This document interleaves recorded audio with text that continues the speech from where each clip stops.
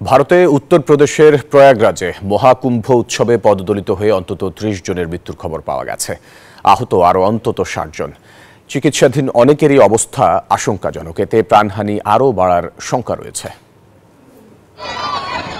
পদপিষ্ট হয়ে আগেও বহু মৃত্যু মিছিল দেখেছে ভারত। ২০০৩ থেকে ২০২৪ সাল পর্যন্ত প্রায় ১৪টি পদদলিত হওয়ার ঘটনায় প্রাণ হারিয়েছেন প্রায় ১,২৮০ জন। আর সেই তালিকাটি আরও দীর্ঘ হল বুধবারের মহাকুম্ভ উৎসবের দুর্ঘটনায়। ভক্তরা ভোররাতের অন্ধকারের মধ্যে কাঁধে কাঁধ মিলিয়ে গঙ্গা, যমুনা ও অন্তঃসলীলা সরস্বতীর মিলনস্থল ত্রিবেণীতে অমৃত স্নান করতে গেলে পদদলনের ঘটনা ঘটে।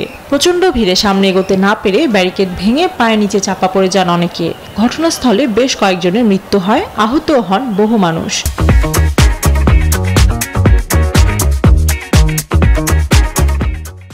এরই মধ্যে ভারত সরকার আহত নিহতের সংখ্যা লুকানোর চেষ্টা করছিল বলেও অভিযোগ ওঠে। এই ঘটনার আতঙ্কের রেশ এখনো কাটিয়ে উঠতে পারেনি অনেকে।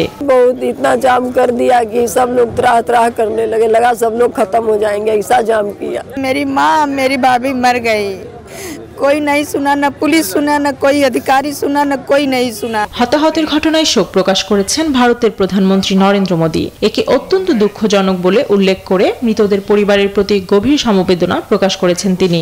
और घायलों के जल्द स्वस्थ होने की कामना करता। কুম্ভ মেলায় পুরো ভারত থেকে অংশ নেন কোটি কোটি মানুষ। সেখানে পবিত্র পানিতে ডুব দেন তারা। এই মেলায় হাজারো হিন্দু সন্ন্যাসী অবস্থান করেন। এটিকে হিন্দুদের সবচেয়ে বড় গণজমায়েত বলা হয়ে থাকে। Desk report, news 24।